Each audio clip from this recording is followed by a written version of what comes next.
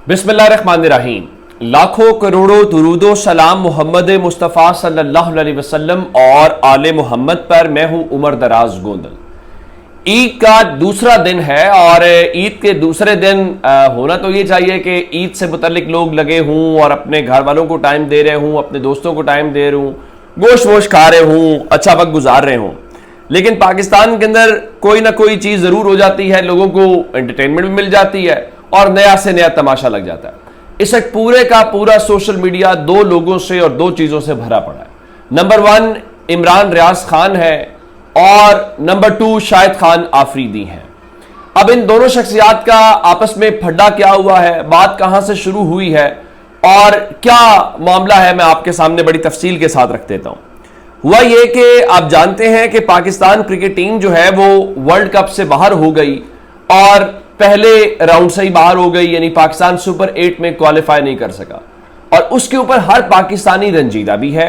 Even अगर इमरान खान जो है ईद वाले दिन कल ट्वीट करके बता रहे थे कि क्रिकेट को मोहसिन नकवी ने तबाह किया है और मोहसिन नकवी किसी के फ्रंट मैन है, इस किस्म की वो बातें कर रहे थे, तो इसका मतलब है हर किसी को इससे कंसर्न है। उसकी वजह क्या है? उसकी वजह यह है कि जो क्रिकेट है वो पाकिस्तानियों के वो वाहिद स्पोर्ट्स है जिसको वो पसंद भी करते हैं और वो पॉपुलर भी है। अब हुआ यह है कि इमरान रियाज ने उसके ऊपर एक वीलॉग किया है और वीलॉग में उनका लुबे लुबाब यह है कि भाई आप शाहिद खान आफरीदी को टीम से दूर कर दें, आप देखेंगे कि चीजें किस तरीके से ठीक हो जाती हैं। और उसमें वो शाहीन शाह आफरीदी की बात भी कर रहे हैं और बता रहे हैं कि शाहीन शाह आफरीदी जैसा बेहतरीन हमारे पास बॉलर नहीं है। लेकिन जब आप जो है वो सुसर साहब की मुबैना तौर पे क्या कहते हैं कि वो सियासत का कहीं पार्ट बन जाए, लॉबिंग का पार्ट बन जाए, सब लोग जानते हैं कि बाबर आजम को कप्तानी में हटाए जाने के वक्त पे शाहीन शाह को कप्तान बनाए जाने में कौन लॉबिंग में मुलविस था, कौन सिलेक्शन कमेटी के पार्ट था, कौन सिलेक्शन कमेटी के अंदर, ये सारे कुछ बातें होती रही। अब ज़ाहिर है ये तनकीद आपको बर्दाश्त करनी पड़ेगी। आप 2-3 दिन पहले कह रहे थे जी मेरी नज़र में बाबर की बड़ी इज्जत बढ़ जाती अगर वो शाहीन शाह आफरीदी की कप्तानी में खेलते, और आपकी इन्हीं चीज़ों की बदौलत शाहीन शाह आफरीदी जो है वो अपना करियर बर्बाद करने के करीब तरीन है।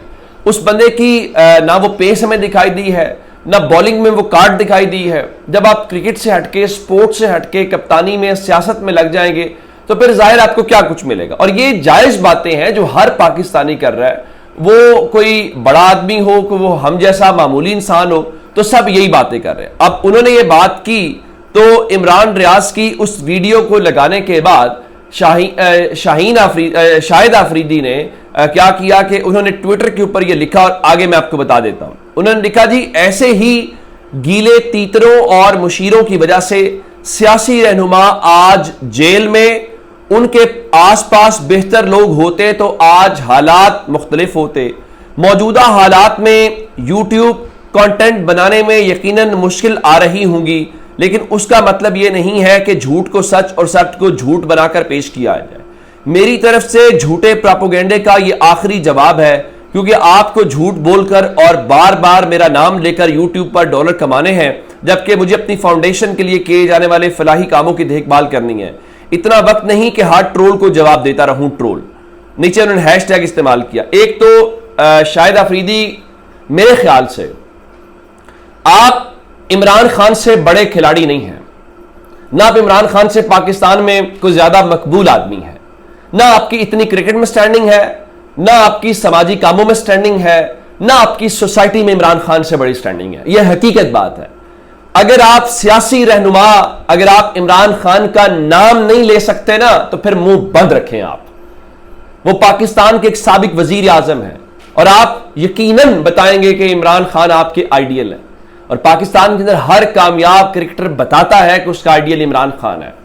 और अगर आप एक अपने साबिक जो लेजेंड क्रिकेटर है उसका नाम नहीं ले सकते, और इमरान खान इस वजह से जेल में नहीं है कि उनके मुशीर कौन थे, इमरान खान इस वजह से जेल में है कि इमरान खान जो है वो जाहिर है एक स्टैंड लेके खड़े हैं और इमरान खान स्ट्रगल कर रहे हैं, और आप इमेज बिल्डिंग के लिए इस्तेमाल होते हैं। आपको पता है इस बात का कि आप अपनी तरफ से एक असासे हैं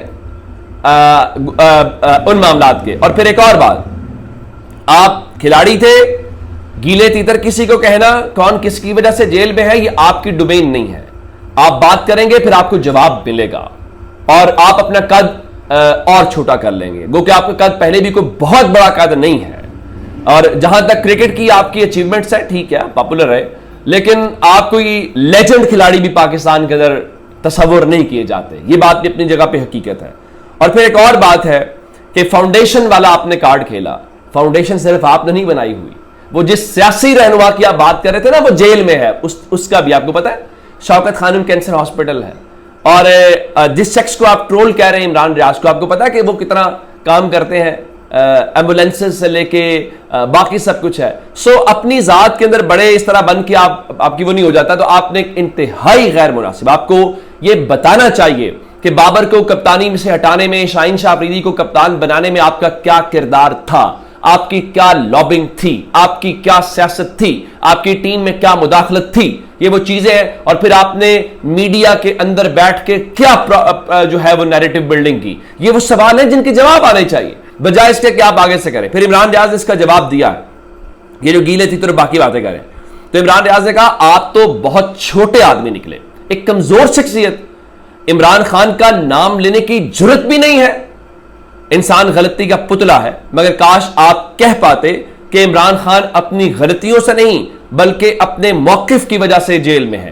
काश आप उसके प्लस्तर का मजाक उड़ाने की बजाय उस पर बनने वाले जाली मुकदमात की मजम्मत करते। ये बात दुरुस्त है।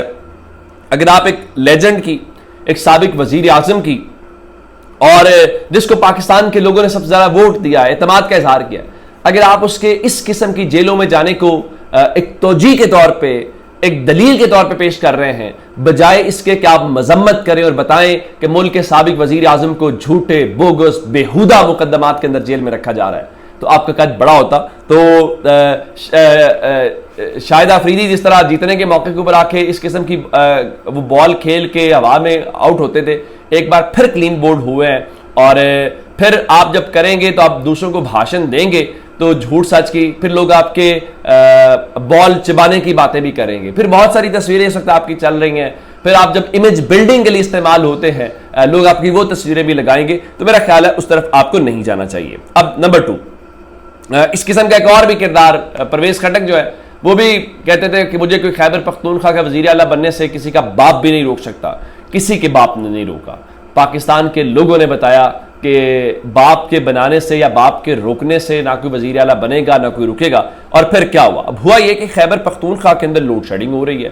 पहले भी लोड शेडिंग, उसके ऊपर तहरीक इंसाफ एहतजाज रिकॉर्ड करा रही है। आज नौशहरा के अंदर जो इनका इलाका बनता है, वहां पर लोग एहतजाज कर रहे थे और इस दौरान परवेज खटक भी उस एहतजाज में अवाम में फंस गए। तो वहां पे फिर जब लोग ये कह रहे थे कि जनाब देखिए सब कुछ खराबी है या हमें लोड शेडिंग का सामना करना है, तो परवेज खटक ने फिर अपनी तरफ से वो करने की कोशिश की और कहा कि देखें असल में हुआ ये है कि जी नौशहरा के लोगों ने जज्बात में आके वोट का गलत इस्तेमाल किया, तो अब ये गलत वोट की वजह से जो है अवाम ने अपने साथ ज्यादती की है, तो इसलिए अब जो है जिनको आपने वोट दिया है आप उन्हीं से बात करें। बिल्कुल ठीक है, आपसे कोई बात कर भी नहीं रहा, एहतजाज उनके खिलाफ नहीं है। लोगों ने वफाकी हुकूमत को वोट नहीं दिया, लोड शेडिंग के जिम्मेदार वो हैं, सूबाई हुकूमत के पास नहीं होती। चंद रोज पहले किसी का ट्रांसफार्मर खराब हो गया तो वो लोग चले गए वजीर आला के घर, तो वजीर आला बाहर निकले, उन्होंने बात सुनी, अच्छी बात है। तो मैंने कहा ये है वोट की ताकत। उन्हें पता है भाई हमारी लोड शेडिंग शहबाज शरीफ की हुकूमत कर रही है या नहीं कर रही, हमारा मसला वजीर आला साहब आपसे है। तो उसके ऊपर लोगों ने फिर जरा जब हत्थे चढ़े तो उन्होंने परवेज खटक को एक ऐसा जुमला कहा, मुझे उम्मीद है उनकी जरा तिश्तगी हो गई होगी, जब वो कह रहे थे ना कि आपने गलत वोट का इस्तेमाल किया। ये तो उनका देखें आपने पार्टी छोड़ी, हमने आपको छोड़ दिया।